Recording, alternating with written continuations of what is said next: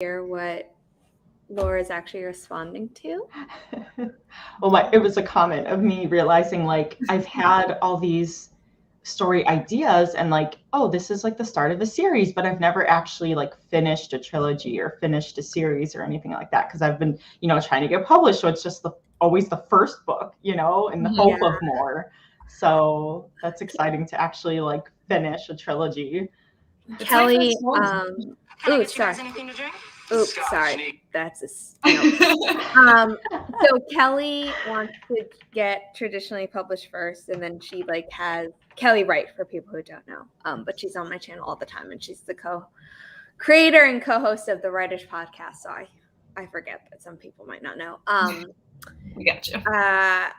She is writing certain books that like have series potential, but then there's like at least 2 books where she's like, it's definitely going to be a series. And I was like, well, instead of checking your email compulsively for like responses to your queries, you should finish the books that are the first in the series. And then if you're still waiting, you should start writing the second book. Because even if like nothing happens with it, you'll have the experience of writing the second book in a series. And if something does happen with it, you're ahead of the game because you can be like, here's a draft.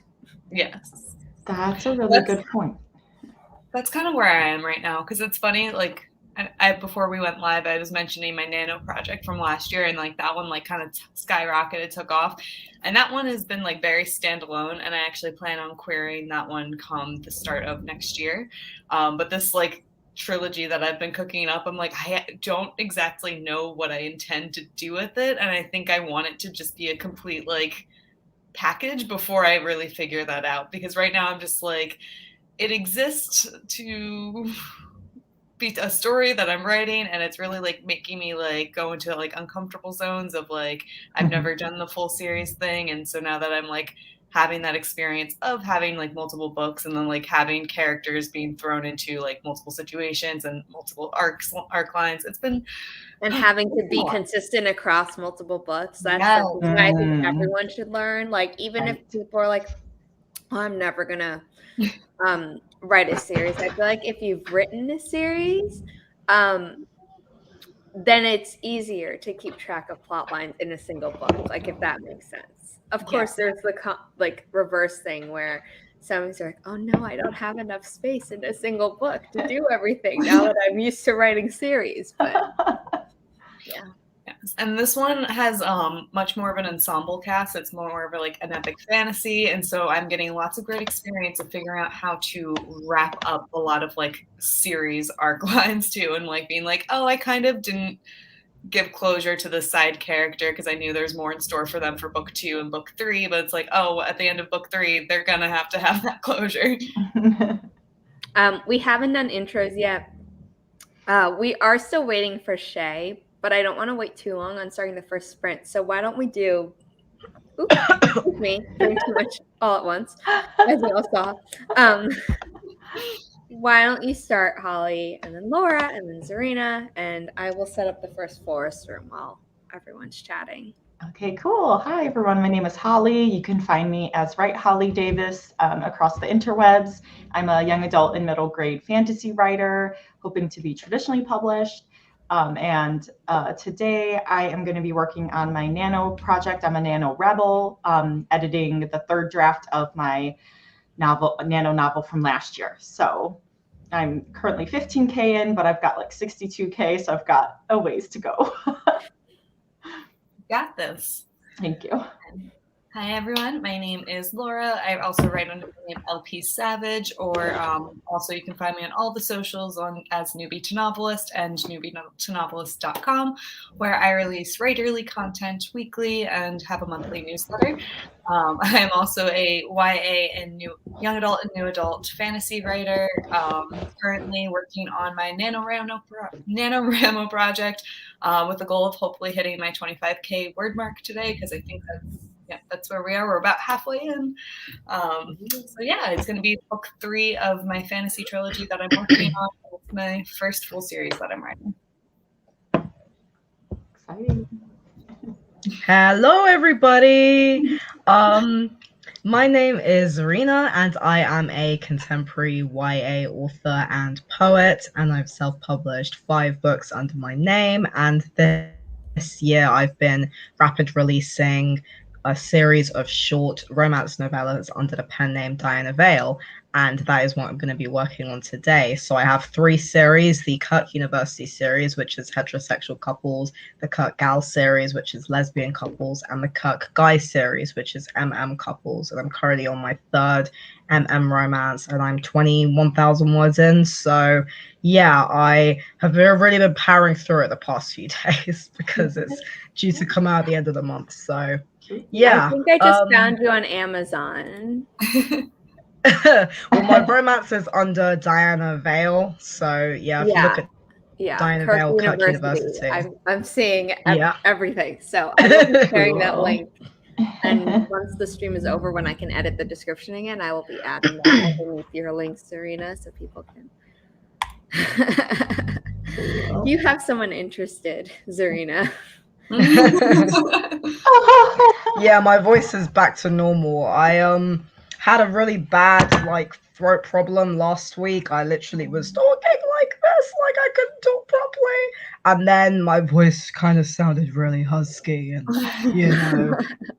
and now it's pretty much back to normal now. I mean, I'm still a little bit but it's all right. I mean, I would have been happy to still have you if your voice was husky, if it didn't hurt for you to talk then, but I understand. It was really squeaky. It sounded really awkward.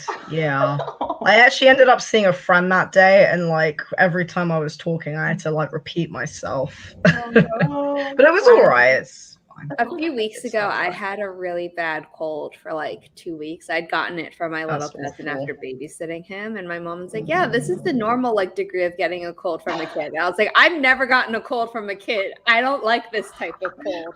No. There was 2 days where I had no voice, and I had to. I don't remember if I canceled the stream or I think I canceled a stream or something, but for keeping the podcast schedule, I made sure that I was able to do that because I was interviewing someone for the podcast. So it wasn't just it's just me and Kelly, we can reschedule. It was I was interviewing someone who's very busy, who I had booked time with. So I had spent the whole day and the day before not talking at all, but writing everything on my phone or texting my mom. Oh no! Sometimes I'll do if we're both in our rooms and I'm too lazy to get up. But I was like, no, I actually have to text you because I can't mess this up. Although no judgment if you were I'm just going to text her even though I could get up and go over. Well, my mom is if you're not going to get up, text me. This was back when we were still living together. I now have my own place. But she was like, don't yell. I'm there's no way I'm going to hear you if across. Whereas I could. But so she's like, just text me if you're already not going to get up. Yeah, because then she doesn't have to come to you. You can just communicate completely remotely. Right. The forest rooms have gotten really long and complicated. I love the idea, by the way. Yeah, since Thursday night. I was saying I love the idea of the whole forest thing and plant a forest with me. I think it's really sweet. Thanks. Yeah, they've gotten really long and stuff. So I apologize, everyone, but it's not my fault because they're randomly generated. They're making you work for it now. People are talking about how kids really keep you sick. I don't have any kids. I mean, I am basically still a kid, so. I told someone, there was something I was saying, and they're like, "Oh, you're not an adult?" And I was like, "No, I am, but you're an adult to your adult." And they thought it was the funniest thing ever. And I was like, "You've never heard that before?" And they were like, "I guess this shows how adult I am, that I've never heard this before." And I'm like, "Nah, you're not old. You're just older than me, which automatically makes you an adult to your adult than me." It was just that. I don't have kids either, but I have little cousins, but I was never around them when they were sick, except this one. because we didn't know he was sick when we were around him. And then the Oh, next day, my mom and I were both like, Oh. oops. oh dear. But apparently when I was a kid, I brought home everything to my mom, including like conjunctivitis, which somehow I was a carrier for, but didn't get it, but definitely gave it to my mom. So sorry, Mom, if you're watching.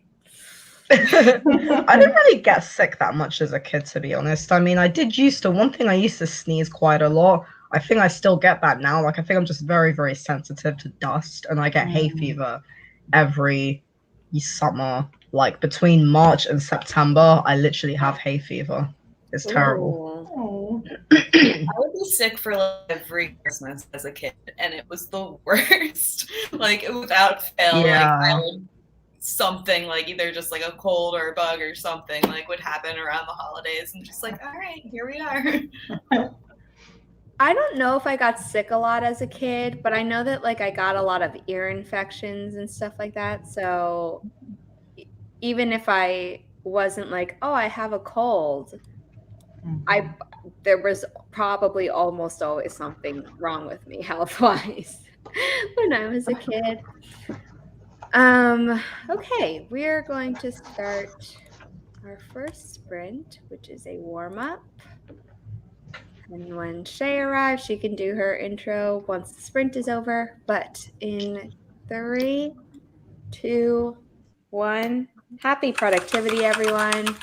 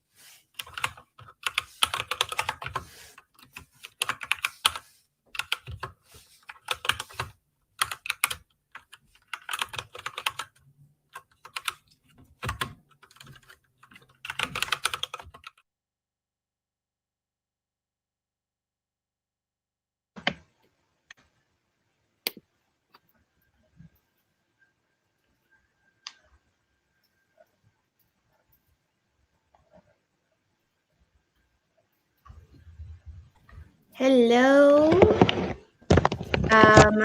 Before people say how they did, it is part of the timer because instead of having a beep at the end, I figured it being silent at the end is a less scary way of letting people know that the sprint is going and then the sprint is over. Because God bless Autumn Ashley. I'm hearing her rooster Hans at the end of every sprint, even when I expect it. And watch it count down the last few seconds sometimes when I'm lucky. Still gives me a little bit of a heart palpitation.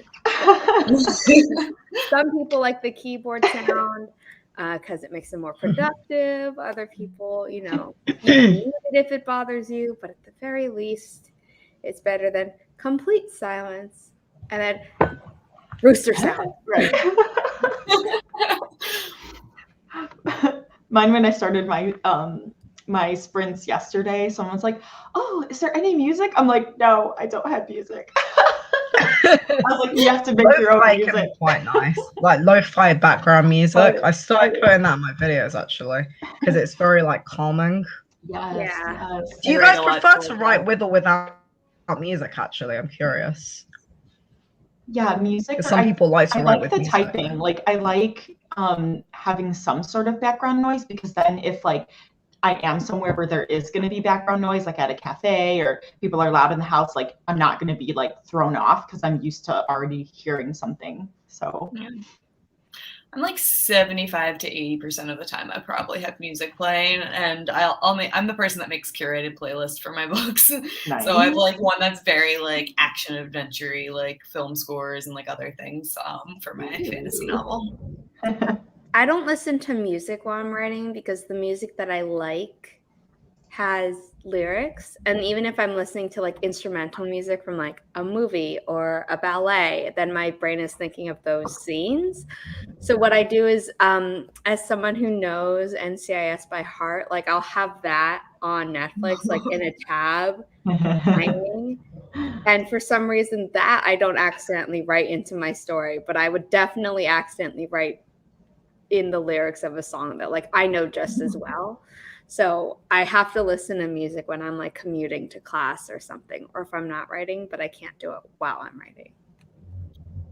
I feel like because I've never like made a playlist for like while I'm writing. I've done it like after the fact, like after the book's like the draft's done. So like how do you know like what kind of, is it kind of like, okay, I'll have something more epic for this more intense scene and then like, or do you switch them out? Like how do you make it?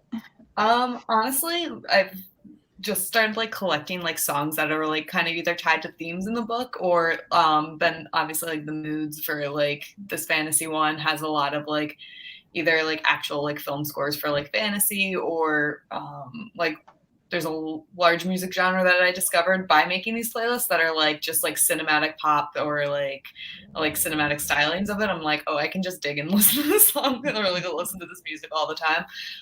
But some, because I write some also like contemporary style things, so I'll just play like pop music that just like feels like in like the vibe of the characters. So it really depends on the story I'm writing. Cool. I had a playlist for this book, and now I'm blanking on whether or not I did ones for this one and this. And then I found a musical artist who did an album called Aeon, and it was like instrumental, kind of sounded like new age epic space type of thing. And so I was like, okay, I guess that's the playlist to this. But like I didn't really come up with a playlist for this. Wait, those covers are really nice. Yeah. So I love the cover artist who did them. But then she went completely MIA, so I couldn't get her to do the spine or the back. So Keelan Rivers did the spines and the backs of them, and they look like you would never know. And then I've gotten other book covers from her for stories that are probably not going to come out for many years because the other stories right first. Like the titles picked already, Sarah? Does that mean you have like your titles and everything like picked and ready to go for this? Oh my god, my titles I have over 40 story ideas that are like in a list, and I do my once a month. I have a VIP club live stream for people who pay $8 USD a month on my Ko-fi. So Regina and Crow, who are both in the chat. So Regina. Yeah, I was looking at your Ko-fi. Yeah, it runs in no fee, and they really need to make that very obvious on their homepage. Yeah, I was pronouncing it Ko-fi. I know, and then it's also confusing because their logo's a coffee. So do you think it's better than Patreon? Yes. Yeah, that's you could go on a whole tangent. I could. I'm gonna table it for now. But anyway, we were doing our VIP club tier stream yesterday morning, and I needed one of them to film something for me that like I can't see as on my end, so I had to create like another beta copy system in Story Origin, which is what I'm now using to like distribute my chapters as I write them to them, so they can do inline comments, or they could just do a comment at the end, however they want. And so I was like, can you please film yourself signing up for it? Because Barrett is supposed to have the one that I'm currently doing, my nano project, but there was like an extra step that I didn't know about, and Regina didn't originally know about. So I was like, can one of you please film this? So then I was like, oh, I want to do my next project, but I don't know what that is. And they were like, and I was going through my list. I was like, I don't want to start another series. Don't want to do this. Don't want to. And they're like, how many do you have? And I was like, and they're like, the fact that you have a docket. And I was like, well, things jump all the time, because this series was not planned until like 2023. And you know what happened the last time I tried to write my nano project? This was like, nah, I'm jumping the line. So once I entered this world, I was like, oh, I have to do it. I demand to be written. And I was like, oh, I have to stay in the world, because I only have one series, and they're fairy tale retellings, and they're all like standalone. What retellings are they? In the same world. So that's like, okay, that I'm okay with breaking up, like not writing consecutively, because I'm going to take copious notes for the first time in my life about like keeping things consistent. Because I'm going to need like small Easter eggs, versus everything else has been like, I'm either retelling a scene from the first book in a new POV. So like, that's not super hard, or it's a continuous trilogy. So it's like, I don't need to repeat anything from a previous book type of thing. So yeah. What retellings have you been doing? Because I was thinking of doing a retelling series at some point, probably not till next year. So I have planned, and so I always say like never say never, because I have thought of a few ideas, but they're not fleshed out enough, so I'm not committing to them. But the ones I'm committing to are Cinderella, not in this order because my brain isn't cooperating today, but Cinderella, wow, totally blank. Little I haven't had caffeine this morning yet. Oh, I love the Little Mermaid. I was brewing tea. I need to check if it's hot enough. Yeah, forget you guys. It's like the morning. Me, it's 2:30. So. Yeah, but I didn't fall asleep till after 5. So. Okay, so we probably have about the same amount of sleep. Yeah. Cinderella, Little Red Riding Hood, Little Mermaid, Alice in Wonderland, Wizard of Oz. Oh, I love Little Mermaid. Little Mermaid is probably one of my favorite Disney films. And Cinderella. I mean, I love all of them. Someone's going to almost die by drowning in Little Mermaid. Instead of a house dropping on someone, there's going to be a drunk driver incident in the Wizard of Oz. Oh, wow. I love that. That's Cinderella is really depressing because it's just straight domestic abuse. Yeah, the original Cinderella story is really dark. I mean, you guys know, like, it's all about the feet. It's funny, like, the original Grimm stories, they're so dark, and then the Disney version is always like, wee. I know. I had written a whole paper on, like, the original Grimm stories, and I'm like, is it weird? I want to read it. Send it to me. Oh, yeah. Please send it to me. And it's like, I appreciate the Disney versions, I resent that every little girl growing up had to be a princess because of those Disney versions. Until Mulan came out, and I was like, she has a sword and saved China, and she looks like me. You can't force me to be anything. Yes. But I will I love everything I love all the around Disney me to be stories. about Mulan as I'm growing up. So I was Mulan for Halloween. I was, I had a Mulan cake. I went all in. Yeah, Mulan's And great. Mulan is I love technically all a of Disney them. princess. Oh, I'm sorry. Yeah. Mm-hmm. This Yeah, was it's actually true, written by isn't Hans it? Christian Andersen, who also wrote The Snow Queen. Yeah. So The original he one is really really bad. like putting people through like they're having pins and needles, because the Little Mermaid felt like she was walking on pins and needles when she had human legs. And then he put glass in people's eyes for the Snow Queen. Like it was magic glass, but That's still really tough, like man. glass. Oh and my I'm gosh.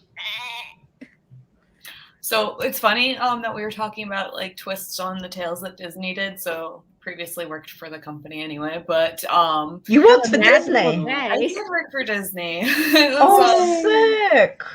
That's so cool. Awesome.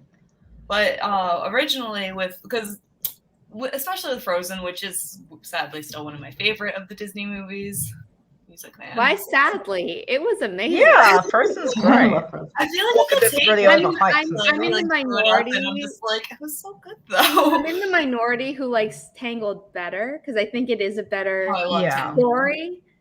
But like, I love Idina Menzel and Kristen Bell, so Yeah. I still love Frozen. Anyway, continue. Initially, they were planning on, they took very strong liberties with the storyline from the Ice Queen anyway, but Elsa was supposed to be the villain. And then, so I have this clipboard, but these are like all designs from That's when so Elsa beautiful. Wait, so were you one of the designers or one of the writers? I was not. I just worked here. I worked in Florida and with the theme parks, and I do like marketing and like communications based stuff. But but you find out a lot of things within the company when you just are internal. That's awesome. Yeah. I love Disney. No longer work for the company. Really I do not love speak for the Disney. brand. I love all the Disney movies. I'm like a Disney holic. I forgot the actual tea, so hold on. I'll be right back. But I want to show you all something. We're still in the tea. Do you guys have a favorite Disney film? Ooh.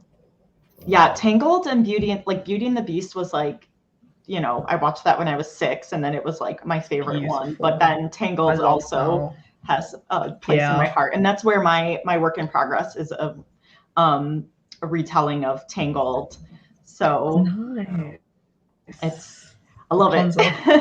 I love that this conversation's going full circle too. I know it is. What's your favorite one, Laura?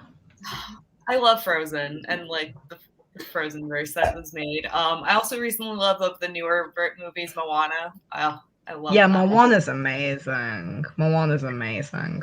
Lion King and of course, are tied for my favorite, so you can tell that like I like the less traditional princess Renaissance. Yeah, my favorite's actually the Hunchback of Notre Dame, which is probably one of the that is so depressing, but it is so beautiful. Well, the movie version is nice. The book version, basically everyone dies. Yeah, I mean Victor Hugo is not known for happy endings, but like the movie is still pretty depressing on its own, even with the Disney I love it. whitewashing. I think it's fantastic. I love all of it. I love it. And Alan Menken is a god. And when I was little, I saw him in a concert, like just him and a piano. And he played through his, not entire, because that would have taken hours and hours and hours. But like he played a complicated song from every single Disney movie that he'd done, and Little Shop of Horrors and his other like Broadway stuff, and just been like, oh yeah, this is my favorite one from this, and just starts playing without the music. Like I know that he created it, but there's still something about like. Is he the guy who voiced Quasimodo or? No. He's the one who wrote the music for Little Mermaid and cool. I don't know the names of them. And the only one in the Disney Renaissance that he didn't do was Lion King. Because that was Elton John. Yeah, that was Elton John. Yeah. Okay, so here's a really thing. Here's a mug. It comes with a spoon, but the really fun part is that it's color changing. I love And these mugs. we have to wait a little bit because I think my hot water cooled down a little bit too much while we were talking about Disney. But once it starts changing color, I will. Oop, it's starting Also, on my end. Frozen. Oh, yes. But it's gonna show. It's really hard. Like you can start seeing the rectangle. I'm just waiting. It's coming. It used to go faster, so that's something I'm gonna have to investigate. But oh, it's not hot at all. What happened? We're gonna have to redo this later because That'll be the reveal after the next grade. Clearly it lied. So we're gonna put that on hold. Mulan 2 does not exist. Mulan 2 The is only not. good I was- sequel was Lion Yeah, King 2. most of the I was gonna sequels say are, that. honestly. Okay, good. Wait, I did was gonna say sick? that Lion King 2 was actually really good. Yes. And they actually It is. I mean, I songs like from the some of Broadway the show. sequels. What'd you say? They put in a song from the Broadway show. Mhm. They Live in You. Oh, I love that so much. And for people who don't know, the voice of Sebastian in The Little Mermaid, the animated film, is Samuel E. Wright. And guess what he was? He was the original Mufasa on Broadway in The Lion King. So if you How do listen you to know? the I don't original like know version- none of these details. What? So I love it. interesting. I have to say, I do like The Little Mermaid too, and Oh yeah, I like forgot that. I Pocahontas. did like The Little Mermaid. Yeah, as well. I like it because it's. I find it really interesting. I think she's the only. Ariel's the only princess who we see with a child as well. And I Yeah. think that's quite cool. Melody Yeah. was annoying, but I did like Really? the She's plot. sweet. She's 12. I know, but by the time She's I was 12. All watching 12-year-olds are annoying. it's like, I don't know. She felt more annoying than Ariel. Although I feel like my hot take is I find Ariel very annoying. Oh, I do. Why? Okay, I cool. love Ariel. Oh, why? Well, because she's stubborn. I just the "oh daddy, I love him" thing. I'm like, you are a child. Just listen to your parents. Exactly. I know, She's but a you're an adult, teenager. but like even when I was watching it, like as a kid, I was like, this feels really excessive. But that also might have been because I hated everyone in my middle school for good reason. It wasn't because I was a misanthrope, it's because they made me one. But it was like I couldn't imagine loving someone so much that like you'd give up everything. Well, her dream was to live on land, and Eric was kind of like, because I don't like it when people say, "Oh, she gave up her voice for a guy," because her dream was to live on land, and then the fact that she met Prince Eric was kind of like a bonus. That, but I think had the story been, she makes the deal to live on land, and then she met him, I would have I think you would have gotten rid of all of the. But obviously, that'd be changing the original story too much for when Disney was still,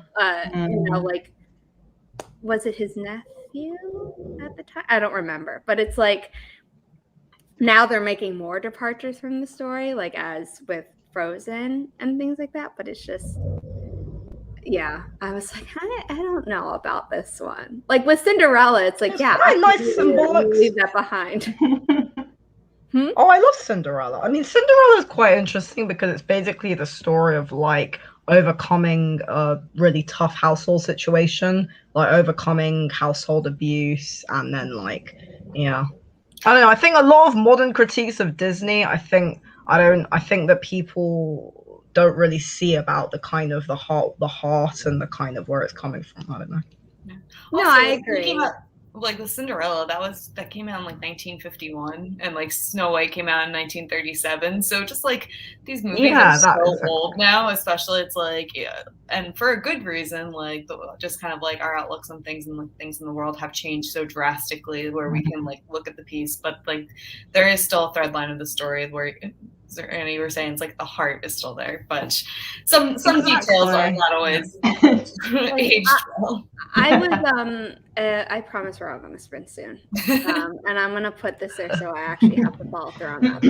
But I was a research/writing assistant for two professors who've written a lot of books on like feminism, and they were like, "Oh, we want to do something about Disney, but we don't really know like what, like the Disney princesses, and you grew up during that time, right? And I was like, oh, I got it in the bag. I was like, I have to find data to support what I already know. And so like I wrote a lot of things, and what's interesting is that like the early films, and I don't think it was until after The Little Mermaid where like the main princess had as much speaking time, if not more, than the villain. Huh. Because normally they were incapacitated, or they were just like, and it wasn't counting singing. So it was like, Oh my gosh. I didn't even think about that. Wow. I was like, oh, that Well, yeah, I think Aurora has like 13 lines in the entirety of Sleeping Beauty. Oh my gosh. Well, the cool thing about Sleeping Beauty is the three good fairies, Flora, Fauna, and Merryweather. They're basically like, for me, the story is more about them and Maleficent. And I think it's a very pro like female movie because you've got these three really nice female characters, and then you've got like how they all work together, and then you've got the villain. I mean, I didn't really like the whole Maleficent, the modern Maleficent movie. I thought it was very like CGI'd, and I don't know, for me, it kind of missed the point of the original story. it was written by the person who did Beauty and the Beast, so she has a very feminist bent on certain things. Yeah. Which like I can appreciate, but when you completely change the ending of it, it's no longer a retelling in my mind. Like, I mean, it is, because like I'm changing things along the way, but like in Wicked, I love Wicked. you see this whole other side, and then yeah, like, Wicked is really well the done. way that you think it did, because that's what you're supposed to think. Type of thing. Yeah. So it's like, oh, this is the truth, but they did perpetuate the lie that you already knew. So it's like it changes your point of view, but it's not like, oh yeah, this never happened. Yeah, But Wicked is a very good example. Yeah, but at the same time, if that had been the Wizards like propaganda, then you could also be like, okay, that makes sense, even if it never happened. But it's like it works within the frame of the original story, if that makes sense, versus Maleficent like does at first, and then it totally breaks it, and you're just you like, can really see like the kind of feministic elements of Maleficent. I mean, that's I didn't really. I like how what Nia said. like Yeah, that's a really good telling way of versus saying it. reimagined. But I just want to say, if you've seen Wicked the musical and then go to read it, It's prepared beautiful. for Oh my god, a lot of sex, Wicked. I want to watch it again. and a lot of other things that are not in the show. What, in the book? Yeah. Wicked is probably the most amazing. I actually nearly cried. I remember I was sitting like with my mom and brother, and I was literally like, my brother was laughing. So I was like, this is so beautiful. I mean, personally, I do think she won because she got her freedom, and she got. I think something so. that like And then spoils the musical, like, but, you know, she gets her freedom, and she gets the nice like guy as well. Yeah. that was the spoiler. I was like, oh, maybe I shouldn't say that, but. Oh yeah, crap! I just spoiled stuff.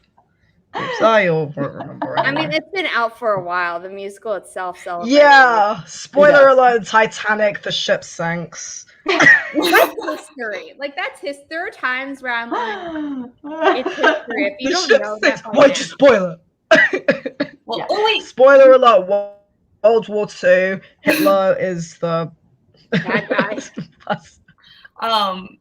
Zara, since you You talking spoiled the musicals, villain. I think Hadestown is a really cool thing with story retellings too. Oh, I love Also, because it's like they kind of tell you at the beginning of the story, it's like, yeah, the story isn't going to end any differently, but we keep like retelling it. It's a tragedy, but we're gonna sing it anyway. Also, I'm seeing it in December when I come to New York, so I'm so excited. We have to hang out. We have to hang out. We like definitely overpaid for tickets, but I'm like, I don't care. What are your seats? What are your seats? We're mezzanine center. Perfect. Because there are certain shows where I'm actually like, yeah, you could pay an arm and a leg for orchestra, but you're gonna get a better experience from the mezzanine. And sometimes you still have to pay a lot to be in the front mezzanine. But if you had paid for back mezzanine, sorry, actually, I probably shouldn't say this because you paid a lot of money. But like, if you had paid less money for back mezzanine, you still would have gotten a good experience. Because I had paid ticket. My mom had gotten tickets, and then I got cheaper tickets. So we saw the show, loved it so much, and then I got cheaper tickets through NYU, and they were in the back of the mezzanine, and it was still a magical experience for the people who I brought with me. We didn't pay, like, we kind of tried to hit like the middle ground. Like, I think I paid more than I wanted to, but I was still super excited. But You're not definitely gonna regret it, but I understand looking at a ticket price and being like, eh. No, we love Broadway, and just like honestly being able to get to see this show, I've wanted to see it for so long too, so I'm super excited. Okay, no, we're not, because I ain't even set the forest room. Wow, this is I was like, where's the code? You should have said something. I didn't know. Crow is like being very polite.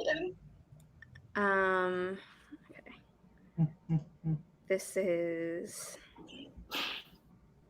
Laura's tree. Yes. The ice cream. 7 Yankee, 7 Charlie, Mike, 3 Sierra Golf. And Charlie's not even on screen, but whenever Charlie's around, there's normally a C somewhere in the code. So I just joke that it's her power. Cinderella just wanted a night of fun. Well, I mean, that's definitely it. And in Into the Woods, they really emphasize that, because she also runs away from the prince. Well, she runs away 3 times. She's just unsuccessful the 3rd night because she is successful, but like she loses a shoe. Is Into the Woods the play, right? Yes.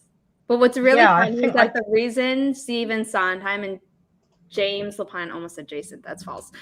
James Lapine wrote it was because they were like, what happens after the ever after? And that's Act 2. Mm-hmm. But you know what almost every high school and even some college productions do? Only the first act, which misses the whole point of the musical. Oh, wow. Huh. Like Ever After. And I'm like, nah, the whole point is what happens after Ever After. And the answer is not pretty. Have you guys, Cinderella: A Twist in Time is quite good actually, because it's it really shows. Have you guys seen that one? That's a really, because I haven't seen Cinderella 2, but Cinderella: Twist in Time is quite good. Cinderella 2 was like like everyone just felt watered down, and the only one who I liked in that was Anastasia, because she's the only one like who has a hero's journey.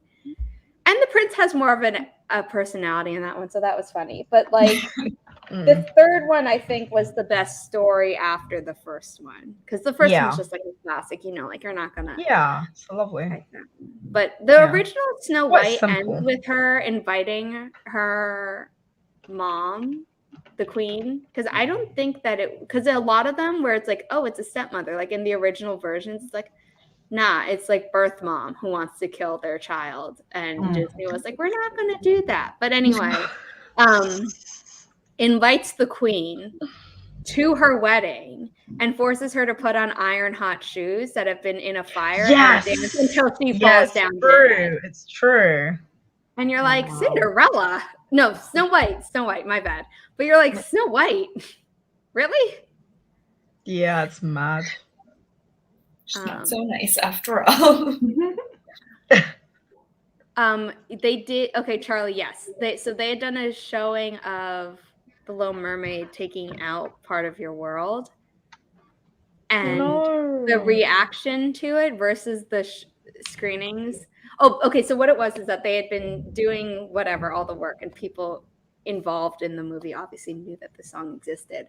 So then they did a showing for like friends and family of the people without it, and the people who had been working on it there, and everyone's like, where's the song? You put it back in. So then they put it back in, and obviously they're all happy now. And then also Timon and Pumbaa were gonna sing, or the team had decided that Timon and Pumbaa were gonna sing Can You Feel the Love Tonight, and they showed a version of the film where they sing it entirely to Elton John, and he was pissed. He's like, you ruined my ballad by making it into a comedic thing. So the compromise is that they sing the start and the end. And when I was at uni, that era doesn't mean something. When I was at uni, one of my lecturers, he actually worked with Elton John on the Lion King music, and he was telling us about how like when they recorded it and stuff, and how they had like the room with all these like nice things, and Yeah, I mean, for me, the Disney Renaissance, they're all my favorites. Hercules and Aladdin. I love Hercules. Hercules does not get enough love. I think it's very underrated. I think Hercules, Hunchback of Notre Dame, and I think Tarzan as well. I think they're all really underrated. Yeah. I guess because they're not like princess. I mean, I love the princess. Underrated. Maybe it's just around the people who I know who love Tarzan. So to me, I don't think it's underrated. But like, definitely Hercules is underrated. And yeah, I can't remember the YouTube video title, and I will find it during the next sprint. So clearly I'm not doing any writing during the first few sprints. So I'm going to make sure that my water actually boils this time around, so I can show off the mug. I love Hercules, and there's a medley on YouTube of all these guys doing it so well, and people were commenting, and they're like, screw getting like Jennifer Hudson and everyone else like for the muses in the live action. Just give it men. I was like, I don't know if I'd go that far, but yes, they are amazing. Just the all gender men. I want to see it. I didn't. My mom saw it and she's like, oh, it's cute. And I saw the cast and I was like, yeah. And then I saw the trailer and I was like, so like, I'd like to watch. That's the live action Cinderella, because I don't like any of the Disney live actions, but I feel like this Cinderella live action might be okay. I like that they filled some plot holes in Beauty and the Beast live action, but they also I mean, it was decent, but it just doesn't have the magic of the original cartoon. I mean, for me, the Aladdin live action was terrible. When I watched the Aladdin live action, I was like, the only good thing about this was Will Smith. And some people hated him. I think. Oh God, have you guys seen it? I did. Yeah. I haven't. I didn't like. I like the song "Speechless," but it's so out of place. Oh yeah. It was when she was being silenced. Yeah, and they're like in the Broadway version of Frozen. And I couldn't say that. So there's a thing in theater called the 3-block rule, which honestly I think is still cutting it a little bit too close, where you don't talk badly about the show until you're 3 blocks out of the theater because you don't know who's going to be around. And when I went to the show, the songwriters were there. So I was like, oof, going to keep this all inside. But the song that they open up with for the second act is like Oaken and his family basically in the sauna, and it's way too long. And it's like, I get it, it's Norwegian, it's cute, it could have been like a few verses, what I didn't need it to be, as long as Let It Go. Or it felt longer. And then there's a song that Elsa sings called Monster, and it's a beautiful song. You know what it doesn't belong in? Frozen, because it sounds like a rock ballad that has like I love Monster. It doesn't even sound like the pop version by Demi Lovato of Let It Go. You know what I mean? You're like, great song does not belong in here because one of these things is not like the others. Whereas at least with Lion King, when they added in songs, they got Le Bohème, who had done the Swahili for Circle of Life and helped with the instrumentals, because he was brought in by Elton John for the movie. So then they basically just gave him free reign, and he had done a whole album called Rhythm of the Pride Lands, where songs were in Swahili and Zulu, depending on the song, but most of them were in Swahili. And then they were like, okay, let's translate some of them into English and let's do some part English and some not, and put them in the Broadway show.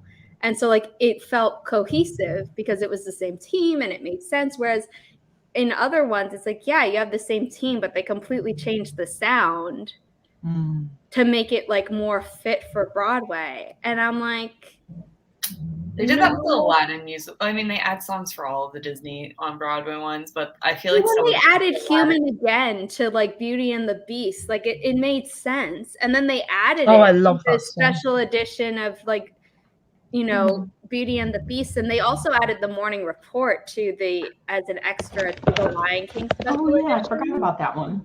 And then they took it out of the show. Because I saw Lion King not recently. At this point, it's probably like 5 years ago with my little cousins who never got me sick. And they've taken out, they shortened The Madness of King Scar. And or did they completely take it out? I can't even remember. What? They took out The Morning Report. And I'm like, I get that like the kids didn't get it. But the whole point of Disney is that like you add in certain things that the kids don't get so that when they watch it and they're older and they're like, ha, I see. Yeah, they do that. SpongeBob does that really well.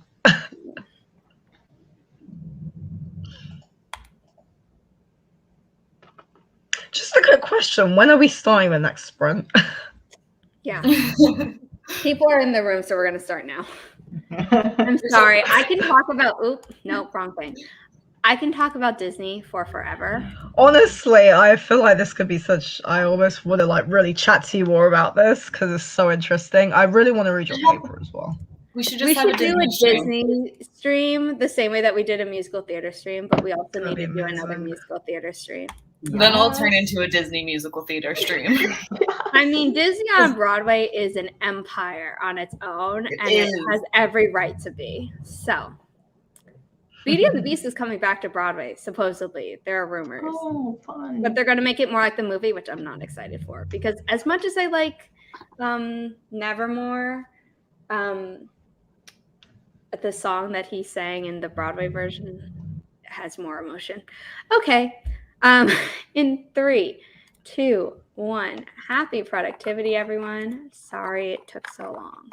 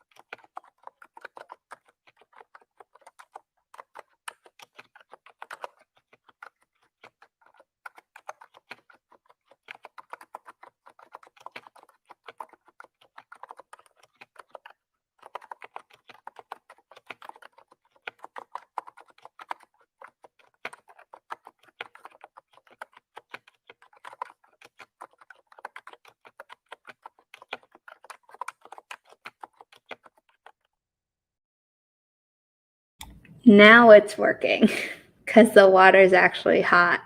So it was all black, and then it starts like right here, and then it goes up, and it's the Rightish podcast logo. Oh, how fun!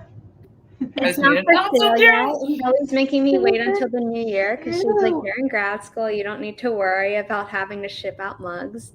The final version will actually have a rounded logo instead of the square. This was a test. It comes with the spoon and the handle in the handle. That is so cute. Wow. So yeah. Where did you get that from? Because they don't have the spoon on that like says it takes a short time to arrive, and it does not. Oh, okay. But it's worth it. It's totally worth it. Now, Spring doesn't do that. The little spoon. I love the spoon. So sorry about the very long gap between the sprints, but we started talking about Disney, which then went into Broadway. It can't be stopped when we start with Disney. It had to happen. Disney's amazing. Yeah. Oh, Zara, I'm just responding to your email. Cool. But it's like we just tapped into two of my biggest fandoms that overlap. But like instead of overlapping and being like, oh, that means we can talk about it less because it covers two grounds at once. It's just like added more fire. I think the last musical I saw actually no, I remember now. I saw what did we go and see? School of Rock, of course, beginning of 2020. Have you guys seen School of Rock? Because then Yes. wait, so you no, I don't want to sound really ignorant, but so Broadway is in New York, right? Yes. Mm-hmm. So you and guys then the West don't all live End in is New in York. England. Yeah, well, I live in London, so I literally know. live like a bus ride from the West. I live But you guys don't live a near. bus ride from Broadway, so we both have Z names. Do you and we guys live both in? too close Do you to guys musical live in theater. New York? No, I know, but I'm saying like we both No, have do Z you names live and in we New live York? very close to our theater, which is probably That's bad cool. for No, our I don't. I'm in Illinois. I don't know what I'm that in is. Florida. That's another state. Like, Sorry? Move Midwest. to New York. Move to New York. Oh, so you I live in know New a York, writer Zara. friend. I've literally always wanted to go to New York. Like, that's living. Have either of you guys ever been to England? no, I've always wanted You to go. Yeah. You've been to England? Oh, shit. Have you been to London? That's the only place I've been to. Oh, okay. I also briefly went to Bath, and I went to where Jane Austen Oh, Bath was is meant to be born. quite nice. I haven't actually been to Bath, but I've heard it's really nice. Yeah, it was nice. Well, I mean, England's really small compared to. Yeah. But my mom and I go there because our cousin lives in London. And we're also just obsessed with theater. So we saw When you're next here, let's meet up because. Yeah. And if you ever come to seriously. New York, I mean, so everyone on screen. if I and become people in like the really chat. wealthy. My mom and I saw Matilda in London before it came to New York. And everyone on Broadway was like, oh my God, it's the next big thing on Broadway. And we're like, I mean, you're right, but also we saw it already. So like we're ahead of the curve. I'm going to set the force room now before I forget, because otherwise we're going to have a situation like last time, which, while fun, not what people come to my sprint for. I actually did some writing that time. How did you all do on screen? Let me know in the chat too. But yeah, I did it. I finished my breakfast, which I made during the first sprint. So it was a nice. Yeah, I need to actually like. And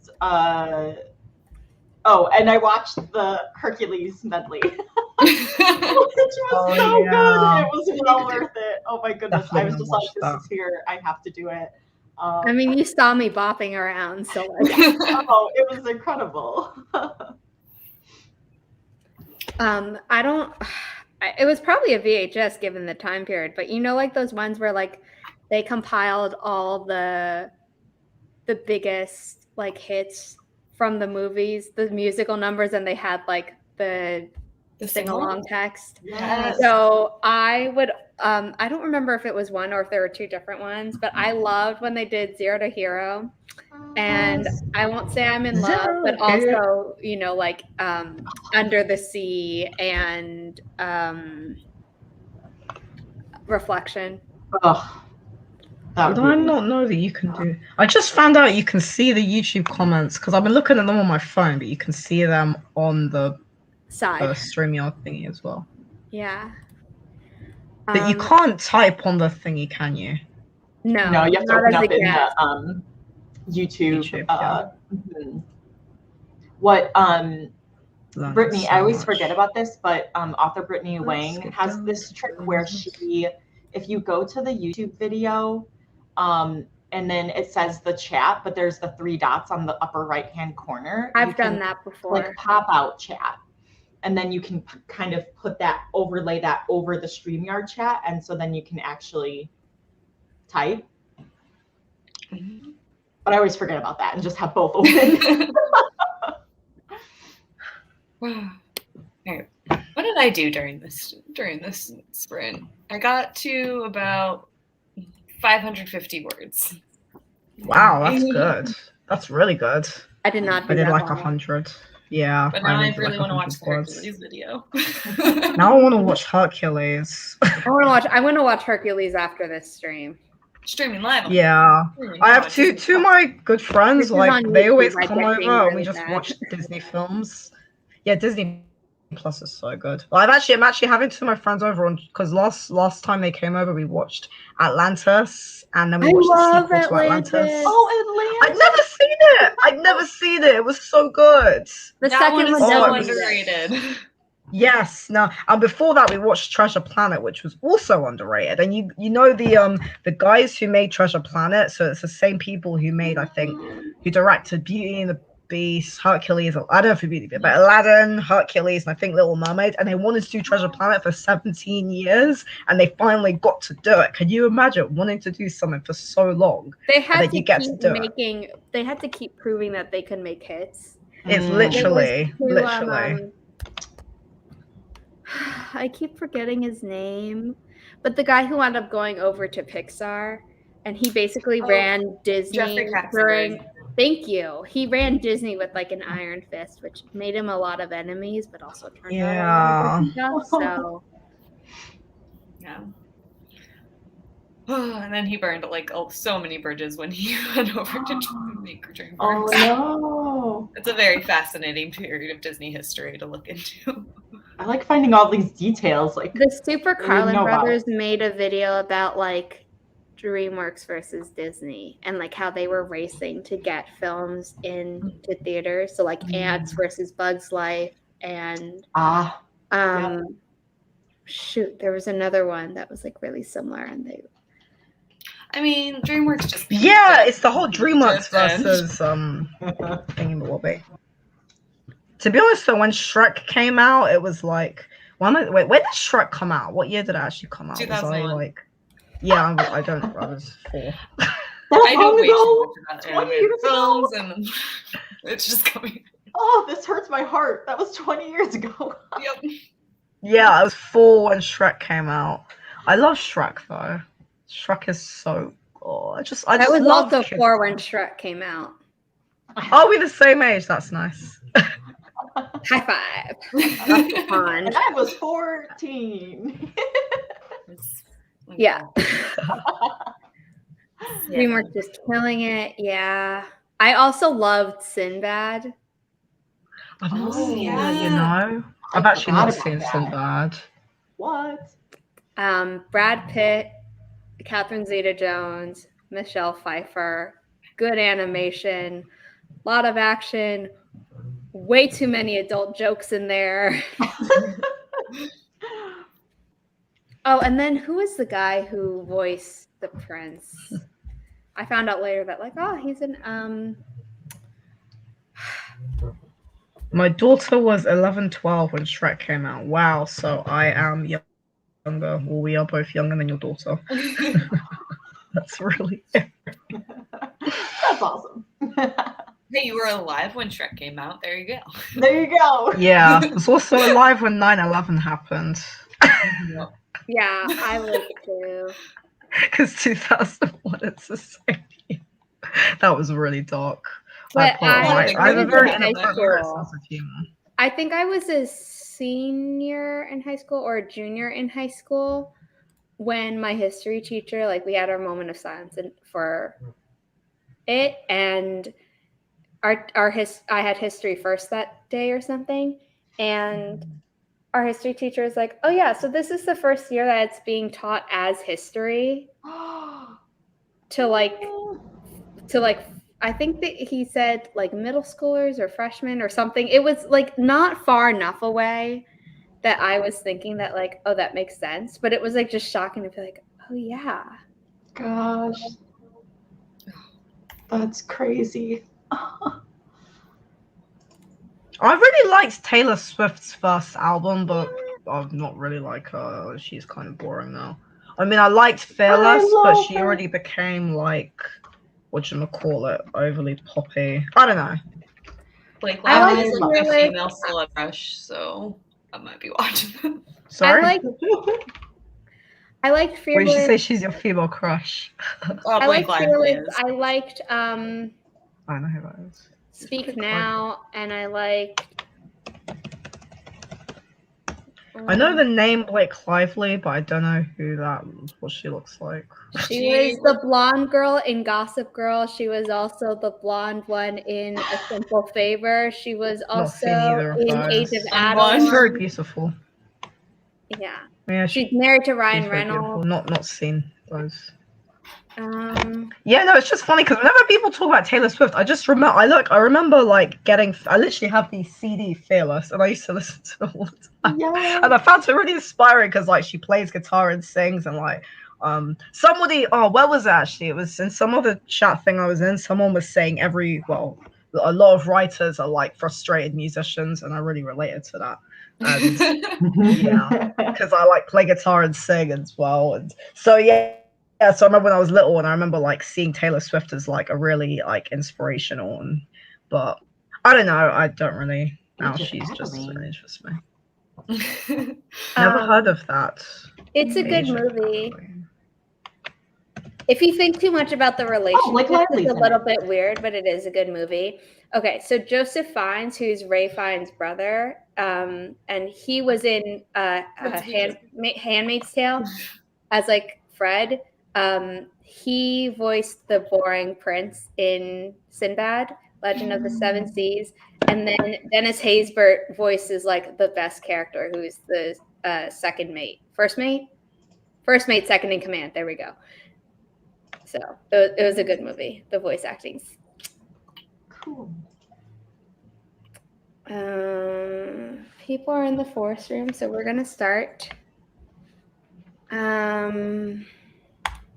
Could literally just talk about movies, man. I know, we could talk about anything. If you put me in a chat, I'm just a very blah blah person. So no, this always happens to me when I have a new co-host for the first time. Like, they know. Not that I'm not chatty with you ladies up there. Yeah, right. No, I get it. It's like powered up when I have a new person. Yeah, I mean, I'm just also naturally just a very chatty person. I just like asking questions and talking and thinking, and yeah, I don't know. Sometimes I just worry like, oh, is it too much for people? But you just kind of have to be yourself, really, don't you? I mean, I just roll with it, and if my co-hosts are ever like, I gotta dip, this is going too long, I'm like, oh, let you do an outro, and then I'm like, I thank people at the end, I'm like, thank you for being here much longer than planned. That is cool. I'm gonna go and get some food actually during this sprint, so I should too. Okay, in 3, 2, 1. Happy productivity, everyone.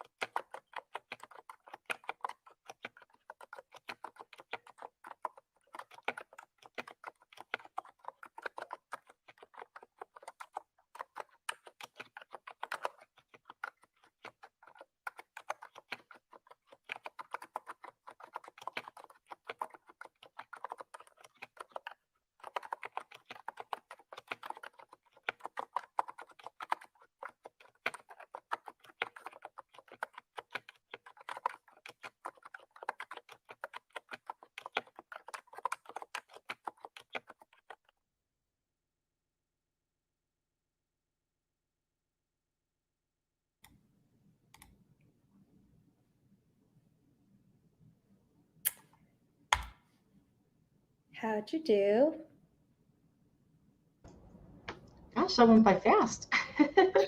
Did.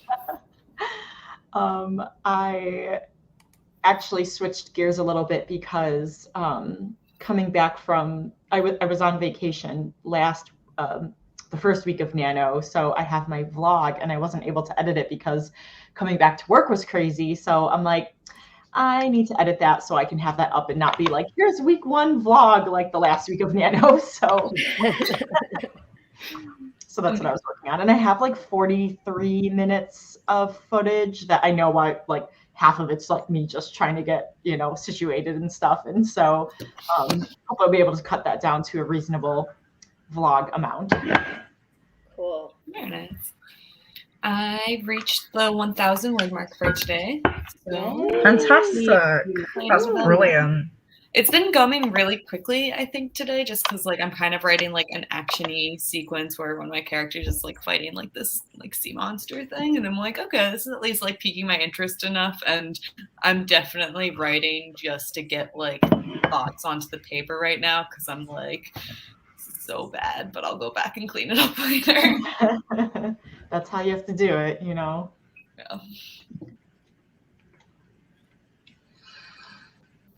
Me. Zarina, Oh, right. Yeah. No, I'm just signing out. Yeah, I got some eggs and ate. Nice. Very important. Yeah, to be honest, I'm not sure. Well, this is only my second time ever doing a sprint, so I think the whole thing of like writing in a short space in short bursts is a bit. I'm not really used to that. I'm more used to kind of sitting down and writing solely for like 2 to 4 hours, if that makes sense. So this is kind of new to me. I think I'm struggling a bit with it. I'm probably gonna like after the stream, I'm probably gonna go and I mean, so my current story, so it's my third gay romance novella, and it's about these 2 friends called Paul and Flint, and they've both been best friends for over a year and a half, and they both have girlfriends, and they're both like straight. But then they realize they have feelings for each other, and it's quite, I don't know, it's quite nice. Like I really enjoyed writing it, but the only problem is that so my overall goal was 40,000 words, but it's probably going to be 36,000 words. And basically my plan was to challenge myself to write 36 to 40,000 words in a week. So I am 21,000 words in, which is good. And I managed to get 15,000 words done over the course of 2 days, which was hardcore. That's insane. Yeah, I mean, well, the thing is because the situation is because I've been doing these romance novellas now since February, so I've gotten into quite a good rhythm with them. I have actually been like I'm going to be doing I've been filming myself talking about it as it's going, so it's comprised part of a vlog. But yeah, it's been quite a process. But I think it's like once you get yourself into this certain mindset, that you can kind of do it, if that makes sense. But you have to sort of just say to yourself.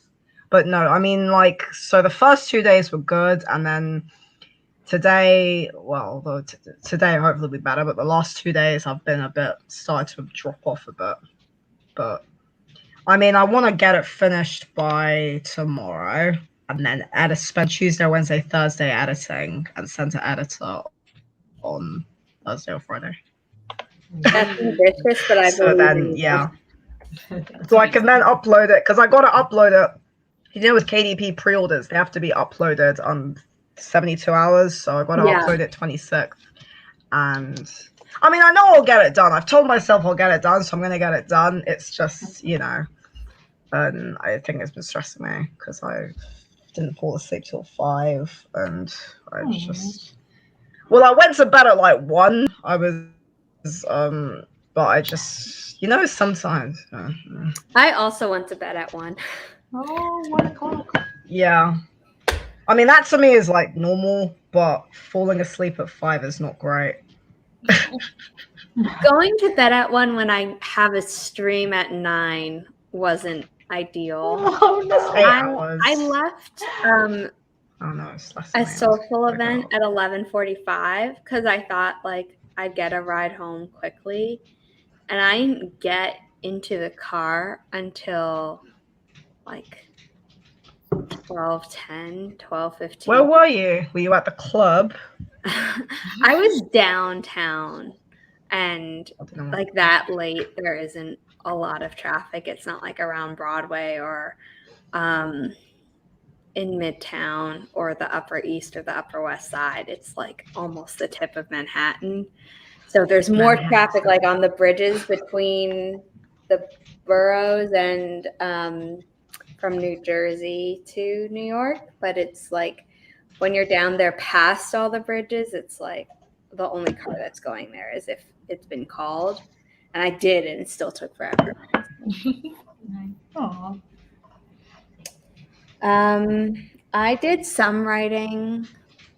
I was doing some coordination about the podcast with Kelly. Katie came in late. Haley came in. Cool. I haven't been saying a hi to everyone as I've been coming in, but I see you all in the chat and I appreciate you all. So thank you for being here. It looks like Shay isn't going to be coming for this stream. So I have 3 co-hosts who signed up and their links are all down below, but they're not here. So I changed around some of the banners that are on screen. So they're still getting love, but not on-screen love because I figured I'd promote my Ko-fi and my, podcast. Yeah.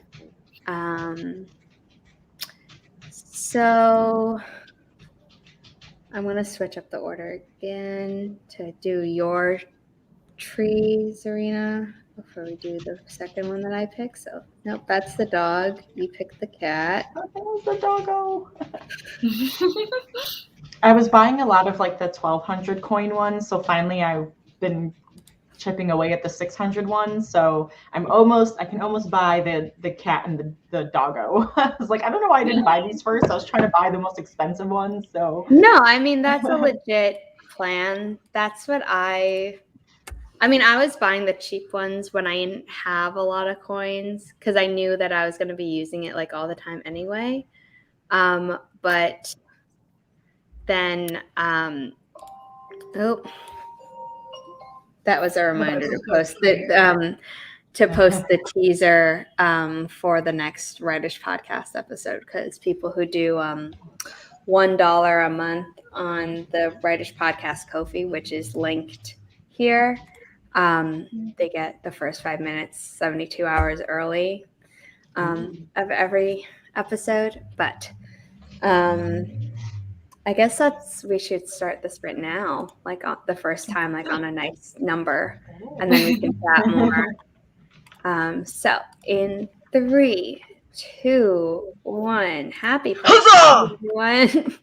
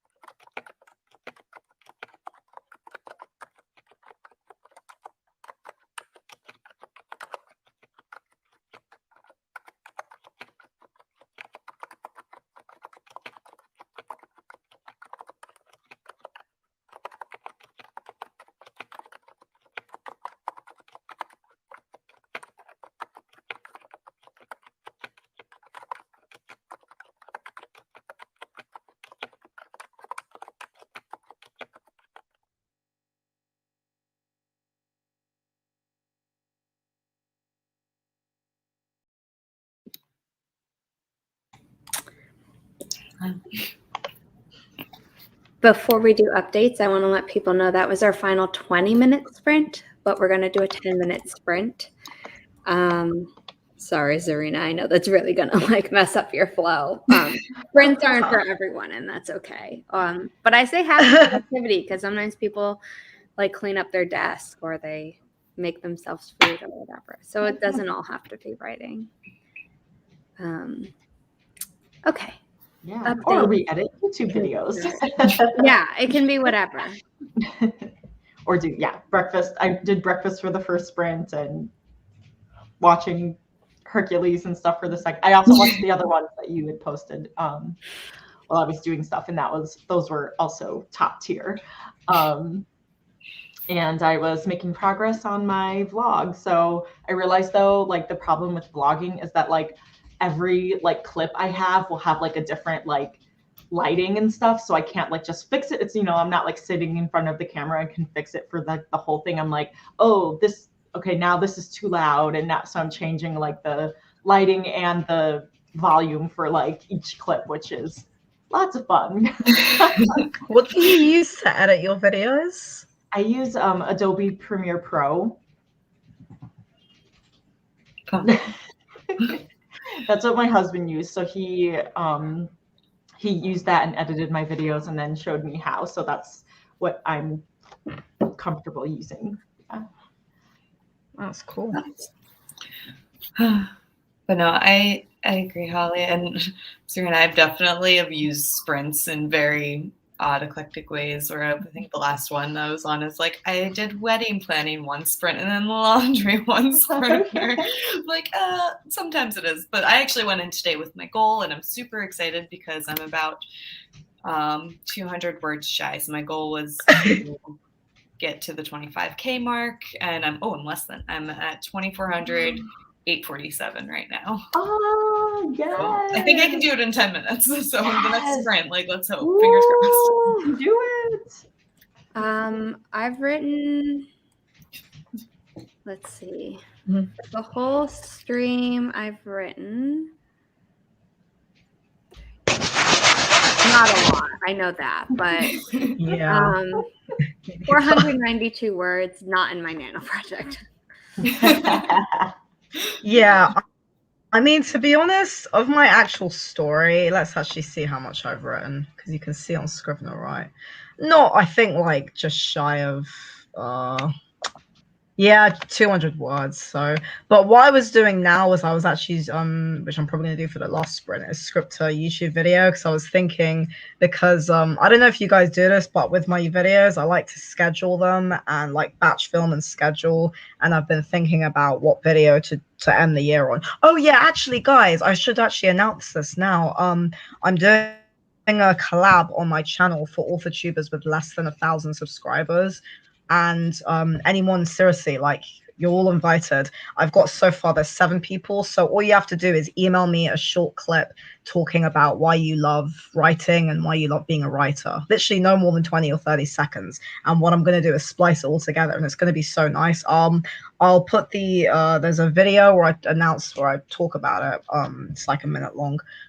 Because so I want to release that on the 24th of December. So because I'm planning to spend the last 2 weeks of this month doing all my editing for the remainder of the year. So if you could send me the clip by the end of this month, so within the next 2 weeks, that'd be perfect. But yeah, I think it's going to be a really nice video because it's like a way to kind of like just talk about, it's just going to be a nice video. Sorry, I'm really talkative. I can't really help. A few quick announcements, that video from yesterday. Yeah, it's in the link. So that's the video where I'm announcing these live streams, and but there's a link to the 1K. It's just calling all the tubers with less than 1K subs. It's in the description box of that video, basically. The AuthorTube collab video. Yeah. Okay. Yes, I found it. I'm going to put it in the public chat. Yeah, so all you have to do is send me a video and a picture of yourself with a thumbnail. Yeah. Anyway, so the video I was scripting is about rapid. It's about like I think so my final video of the year is going to be like talking about rapid releasing and the romance and stuff.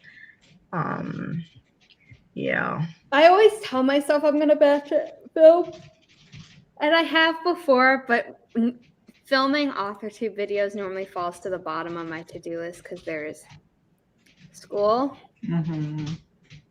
podcast, or writing, depending on the day. And then normally by the end of doing all three, if I can even fit all three into my day, I'm like, I don't feel like getting on camera. I feel like a gremlin.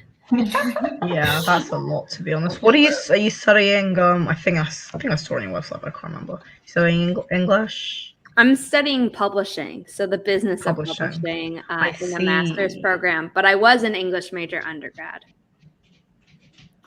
And a lot of my professors are like, publishing is English majors trying to do math. And I'm like, I mean, true, but there's also English majors trying to do design and trying to be more extroverted than we were ever taught to believe the publishing industry would be.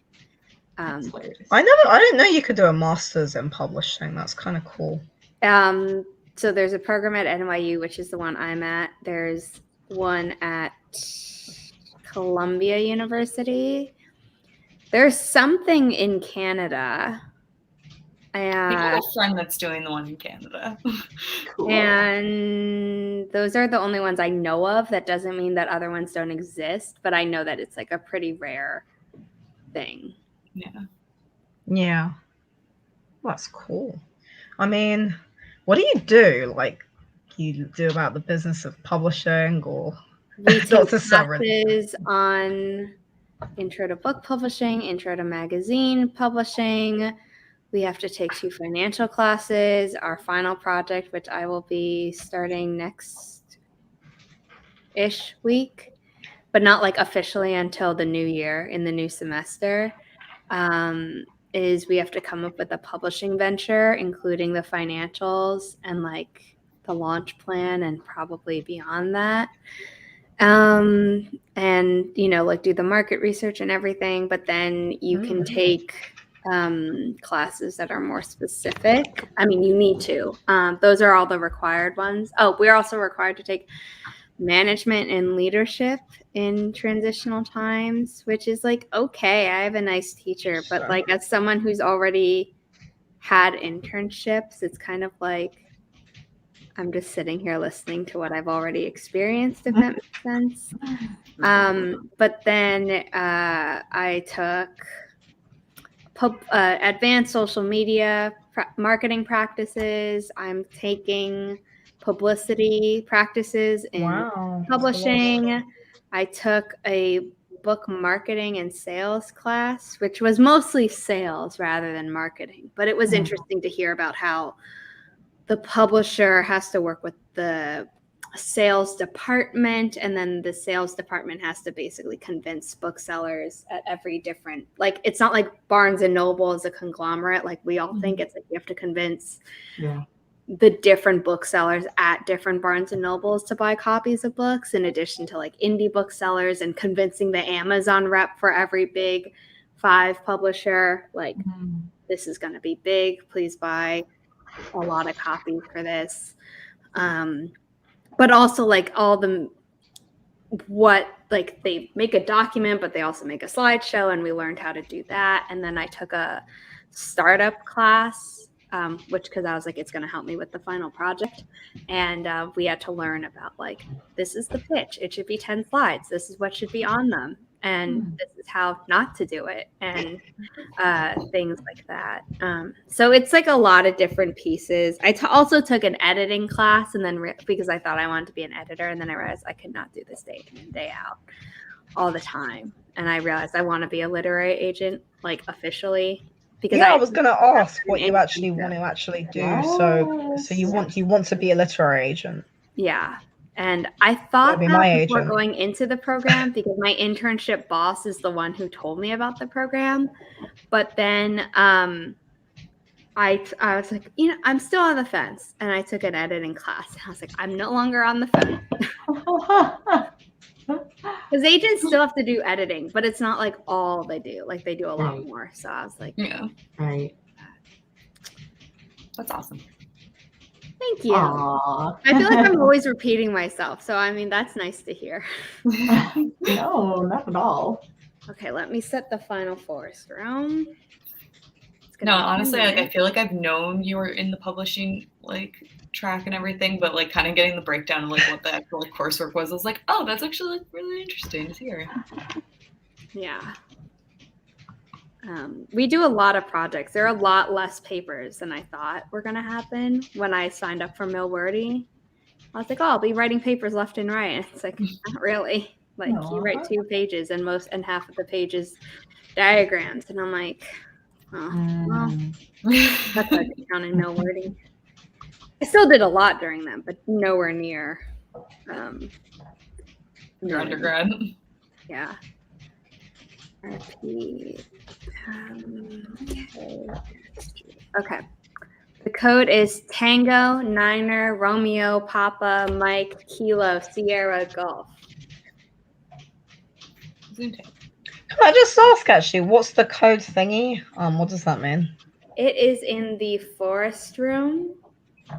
And what that is Forest is a productivity app that if you have the setting on, it kind of makes you want to lock yourself out of your phone because you're planting digital trees. And if you leave the app while it's going, you kill the digital tree, and then you have to pay focus time coins, which is all free and not real, to get rid of that record. And the more focus time you have, you can either put it towards planting a real tree with the organization Trees for the Future, but they cap you at 5, so I can't plant any more trees through the app. And then you can use those coins to unlock other fake tree species, and some of them are like real, like the osmanthus that Holly had picked, which looks like, everyone don't freak out, we're not planting it again. That looks like that. And then other times it's like clearly imaginary. Like, I see. this. That's so interesting. Sorry, no, I sound really enthusiastic. No. And I'm then genuinely the interested. longer I think the lack of sleep is slowly hitting me now. I'm probably and the going to take longer a nap you after plant this is it, the more detail and the prettier the tree is a lot of the time. There are a few that look the same no matter what. Like there's a unicorn one. That's cute. That you could plant for 10 minutes or 180 minutes, which is the max if you turn on a certain setting. That it looks exactly the same. And there you can now turn off deep focus mode, which I encourage everyone to do if you're in the room, because that means if you kill the tree, you don't kill it for everyone, because the app will out you on who killed it. I won't, but the app will, because it shows a little dead leaf next to the person who killed it. Stressful. Yeah, and you need the paid version to do plant together mode, but it's a one-time purchase, and I'm going to leave it there because they have never gotten back to me on sponsoring me, even though I've gotten like a lot of people to buy the paid version, if not download the app at all. Yeah. And we're going to start the next sprint in 1 minute. Okay. But that's what the codes are for. It's for the plant together feature so that we can all be in the same room. Because I've unlocked every tree, and I know a lot of people can't say the same, as they were saying they were still working on unlocking them. So I'm like, here's a way to give it to people who aren't there yet. Let me share the timer though, so that we can actually start at the time that I said we would. That's your announcement video. Which is great, but that's not what I wanted to share. And 35-minute mark. So in 3, 2, 1, happy productivity. This is our final sprint.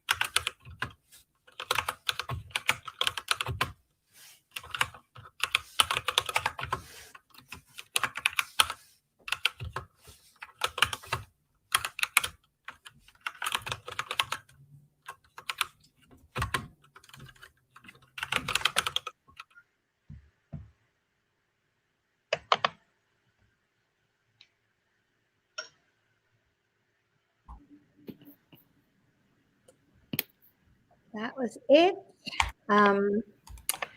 Just because I know some of my co-hosts need to get out of here kind of quickly, you can do an update before you do your outro, or you can just do your outro. But let's get this ball rolling. I'll do my update and outro, I guess. Just still worked on my YouTube video. But yeah, I'm happy to be here as always. You can find me as Write Holly Davis across the interwebs. I am a YA and middle grade fantasy writer, also the host of the Diversity is Lit book club. And yeah, that's my spiel. Very nice, Holly. To update really quickly, I reached my word count goal that I wanted to. So we're now at 25,065 words. So just down there. Once again, Laura, writing under the name LP Savage. Also, you can find me at New Beach Novelist on all of the platforms, including newbeachnovelist.com, where I release writerly content weekly, as well as a monthly newsletter that hopefully I'll actually get out today, because Nano has really hit my world hard. But yeah, I pop up on different live streams, and just at least once a month is there, and always happy to be here. So thanks for having me. Me? Okay. Sorry. I just keep zoning out. Yeah, I actually managed to do 400 words, which was great. It wasn't actually for my story, though. It was for one of my YouTube scripts. But still good, you know. I actually did some productive, so that's good. And yeah, so I, Zarina Macha, so I write under my name. And I also write romance as Diana Vale. So I write poetry and young adult fiction under my name. And I write new adult contemporary romance as Diana Vale. Vivavu. Yeah, this has been really enjoyable. This is literally my second live stream ever. So my first one was with Barrett. That was like 2 weeks ago, I think. And yeah, it's fun. I'm really enjoying it. I enjoy talking, and I'm really sleep deprived. So my stream of consciousness is like So it's a match made in heaven. Right? Yeah. Loved having all of you on here. Repeat guests will be a repeat guest within this month, and then hopefully in the future. And for those of you who don't know, although I'm looking at the chat, I'm pretty sure you all know, so this can be quick. My name is Zara Hoffman. I'm the self-published author of 6 books, a young adult paranormal romance trilogy and a new adult sci-fi romance trilogy. All of them are available at my Ko-fi page for signed paperbacks to US and Canada only. If you are international and would like the signed paperback book instead of just the name, which is available shipping internationally, you need to be a member of my VIP club, which is $8 USD. And in the 4th month, you get the signed book for free. And after that, you can dip out or lower your support. It doesn't matter.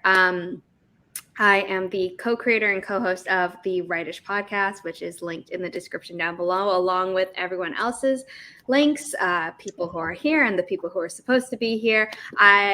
Diana Vale's Amazon page is not linked yet because YouTube doesn't allow me to update a stream while it's happening, although some people are able to. Don't know what that I'll is. send you the international link, because the international link is author.to/Diana Vale, as in author.to/Diana Vale, because that will take anyone, because if you click on that, it will send you to the page for whatever country you're in. Okay, I will do that. Shall I just post that, or shall I wait? No. I'll remember it because I'll do it right after this. Okay, I'll just send it to you right now. Thank you to everyone who was here. I hope you all had a good, productive time, whatever that means to you. I'll be streaming again on Tuesday at 9 a.m. Eastern on Twitch, which is just Zara Hoffman. And I hope to see you at many more writing sprints this month. And happy Nano if you're doing it in whatever capacity. If you're not, happy another writing month for you.